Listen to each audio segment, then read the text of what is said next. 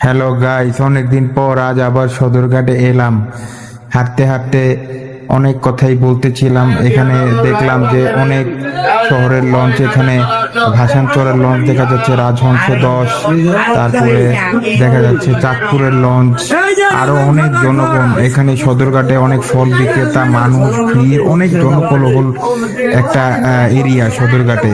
সামনে দেখা যাচ্ছে টিপু 14 ঢাকা বেতুয়া চরপেশন রুটের লঞ্চ। এই লঞ্চে কিছুদিন আগে ভোলা থেকে ঢাকা আসলাম। বাড়ির স্মৃতিগুলো ভোলার মতো নয়। আসলাম কোনো এক কাজে সদরঘাটে, তাই ভাবলাম যে নিজের এলাকার লঞ্চটা একটু দেখে যাই, তাই সামনের দিকে এগিয়ে যাচ্ছি নিজের এলাকার লঞ্চটা দেখতে। এইটা দেখে কতটা শান্তি লাগলো। নাজিরপুর, লালমোহন, ফুলবাড়ী, শ্রীনগর, সাত, মন চাইলো লঞ্চে উঠে যাই, কিন্তু দুর্ভাগ্যবশত আজকে তো বাড়ি যাওয়ার জন্য আসি নাই। তাই একটা মনের শান্তির জন্য লঞ্চটা দেখতে এলাম, যে বাড়ি তো যেতে পারবো না, লঞ্চটা তো দেখে যেতে পারি। তাই লঞ্চের সামনে দাঁড়িয়ে কিছুক্ষণ মন খারাপ করে দাঁড়িয়ে থাকলাম। আহারে, বাড়িতে যেতে পারছি না, মনটা কেমন জানি ছটফট করছে বাড়ি যাওয়ার জন্য।